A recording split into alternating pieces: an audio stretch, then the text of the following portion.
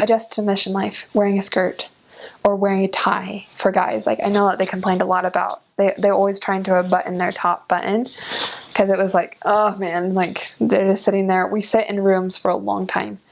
We first do our studies at 8 o'clock. It's just like a missionary schedule, which means you wake up at 6:30. You have, at 7, you have breakfast in the MTC. At 8 o'clock, you start your personal studies. At 9 o'clock, you do companionship studies. And at 10 o'clock, your teachers come in and they are going to teach you grammar, religious doctrine, like how to teach the first, second, third, fourth, all the Preach My Gospel lessons. And then you go to lunch, and then you have PE for 2 hours, and then you come back and you study more. And then usually at night there's a devotional, there's an inspirational speaker, or there's more study time to do more Spanish. And then there's not a lot of like free time. So I think that for a lot of people, especially some of the elders, were a little bit like they're just wiggling in their seats, and they're like looking outside, because it was beautiful outside and we could see everything, and we're like, Buenos Aires, how fun, And but I think what I was trying to adjust to for the first week was the schedule being with 2 people. I was in a trio, but there was other companionships of just 1 and 2, right? Being with someone for 24/7. And that got broken a few times. I can tell you that. Like, it's hard to adjust to be like, looking beside you to see if the person is by you. Like, where's your companion, Ermana Hansen? I'd be like, I don't know. I have no idea. And he'd be like, you need to find her and you got to stick by her. And I was like, okay, sir. Like, okay, president. But what I also loved about the CCM was that we were able to see the president a lot. It was a smaller CCM, so we actually got to know him really well. Him and his mission, the president and his wife. President and his wife. And I really enjoyed that aspect of it. I know in Provo, you can't really get to know the president as like one-on-one.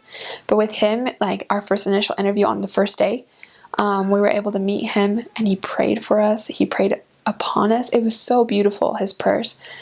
I just remember feeling like this is where I need to be. And it was really good experience. I remember feeling so much excitement. I can definitely say around the 6th or 7th day, my brain was so fried. I was like, what is going on? Why did I sign up for this?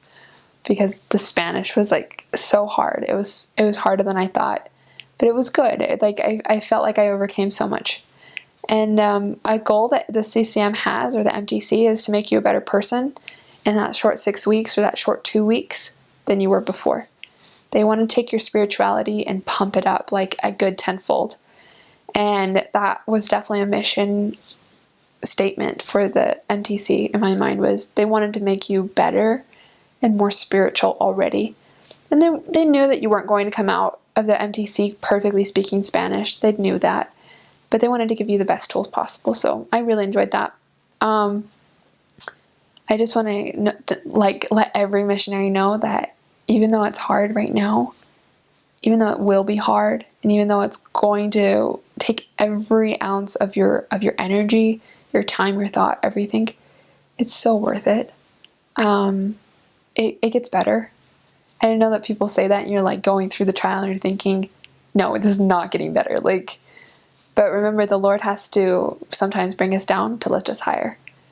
And Spanish is a very humbling experience. I think I would have been half the missionary I was if I had spoke English. So